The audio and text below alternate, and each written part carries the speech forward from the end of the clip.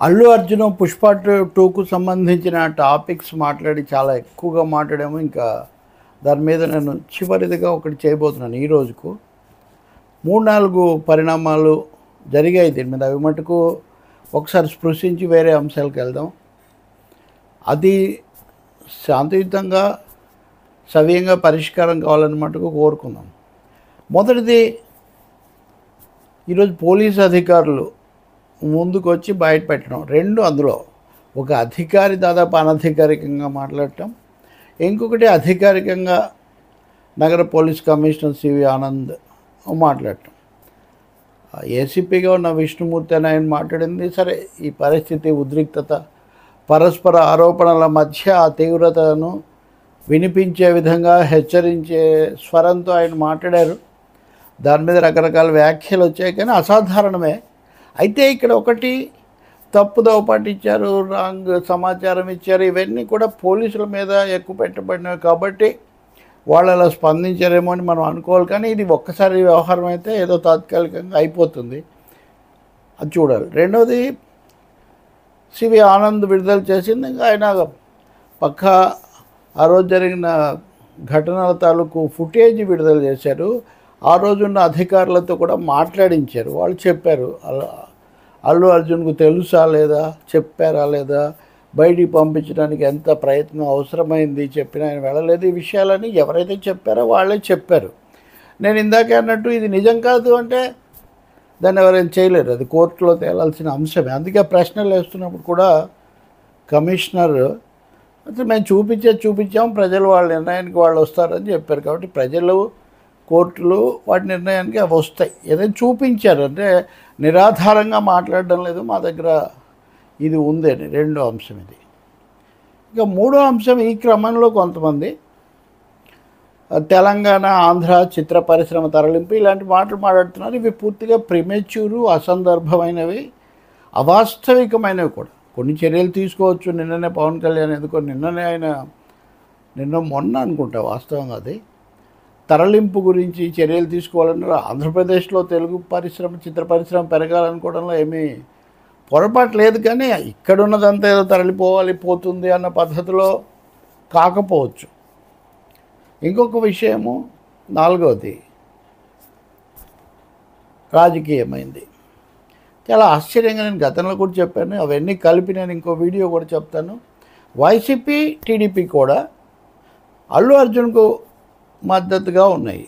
వాస్తవంగా ఇవాళ ఎవరేం మాట్లాడినా వాళ్ళ మీడియా, సోషల్ మీడియా, వాళ్ళ వ్యాఖ్యలన్నీ కూడా ఇటువైపు ఉన్నట్టు చాలా ఎక్కువగా మనకు స్పష్టంగా కనిపిస్తుంది. బీజేపీ సరే, పురంధేశ్వరి మాట్లాడారు. కాబట్టి ఒక యాంటీ కాంగ్రెస్ లేదా యాంటీ రేవంత్ అఫైర్ లాగా ఇది తయారైంది. తెలుగుదేశం పార్టీకి ఇది కొంచెం ఇబ్బందిగా ఉంటుంది. ఎందుకంటే రేవంత్కు వాళ్లకు ఉన్నటువంటి వ్యక్తిగత అనుబంధాన్ని ఇచ్చి ఏదైనా రాజకీయాల్లో ఫైనల్గా అల్టిమేట్గా రాజకీయమే నిలబడుతుంది. కాబట్టి ఇది ఇలా సాగుతూ ఉంటుంది. తదుపరి అంశం అతి ముఖ్యమైనది, అల్లు అర్జున్ ఇంటి దగ్గర కొంతమంది నిరసన తెలపటము, వ్యాండలైజ్ అంటారు కదా, అక్కడ అవి ఇవి పగలగొట్టడము, కొంత ఉద్రిక్తత. ఆ తర్వాత పోలీసులు వాళ్ళని పంపించేశారు. అంత ప్రశాంతంగానే ఉంది. ఇప్పటికీ పోలీసులు ఇక్కడే ఉన్నారు. ఏమీ ఇంకా అవాంఛనీయ ఘటనలు జరగకపోవచ్చు అన్న విశ్వాసాన్ని అల్లు అరవింద్ కూడా వెలిబుచ్చారు. కాబట్టి అల్లు అరవింద్ ఈరోజు అక్కడ మాట్లాడినప్పుడు ఒక ముఖ్యమైన మాట అన్నారు. ఆయన సంయమనం పాటించాల్సిన సమయం ఇది, సంయమనం పాటించాలి. ఇప్పుడు మేమేమీ స్పందించదలుచుకోలేదు, రియాక్ట్ కాదలుచుకోలేదని. చాలామంది మిత్రులు తమ ఛానల్స్లో అల్లు అరవింద్ రియాక్షన్ అని పెట్టారు, కానీ నిజానికి ఆయన రియాక్ట్ కాదలుచుకోలేదని చెప్పారు. No reaction. అయితే ఇటువంటి వాటిని ఎవరు ప్రోత్సహించకూడదన్నారు. సహజంగా ఎవరు ప్రోత్సహించాలని చెప్పేదాన్ని బలపరచరు. ఎందుకంటే ఎవరి ఉద్దేశం ఏంటి, ఎందుకు వచ్చారు, దాని వెనక నేపథ్యం ఏంటి మనకు తెలియదు. రకరకాల పేర్లు పెట్టారు.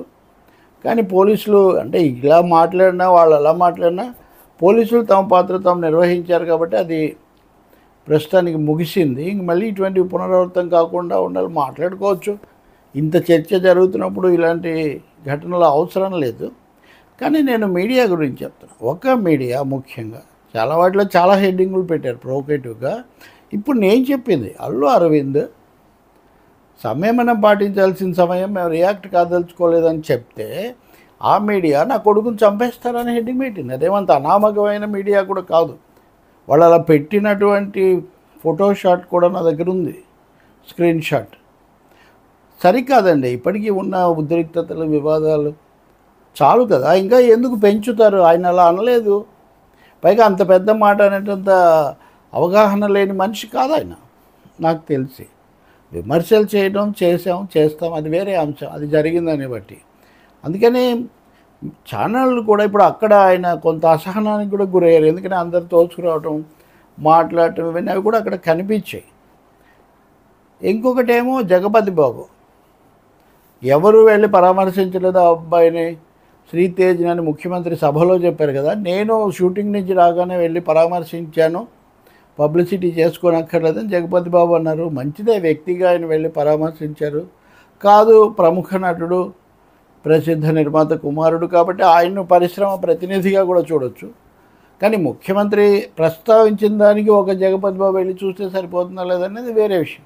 ఆ అంశం మీద రావాల్సినంత రెస్పాన్స్ రాలేదని జగపతి బాబు తన వరకు చెప్పారు. అది ఎవరి మీద అయినా నిరసన కావచ్చు. కొంతమంది రేవంత్ కౌంటర్ అన్నారు.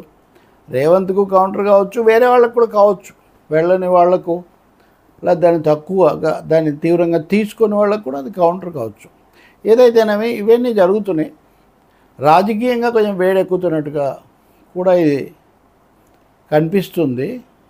రాజకీయంగానో లేకపోతే వ్యక్తిగతంగానో ఘర్షణగా, వివాదంగా మారడం కంటే చట్టబద్ధంగా జరిగేది కోర్టుల ద్వారా జరుగుతుంది.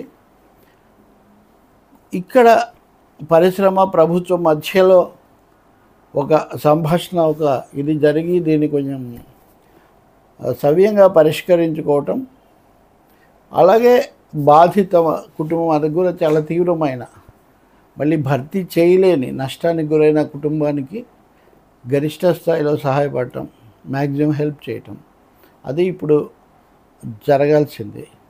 ఈరోజు ఎవరేమో ఆవేశంగా ఏం మాట్లాడినా వాటిని ఈరోజుకే పరిమితం చేసి మళ్ళీ యథావిధిగా ప్రజాస్వామ్య పద్ధతిలో చట్టబద్ధంగా ముందుకు వెళ్ళటమే ఇంకా జరగాల్సి ఉంటుంది.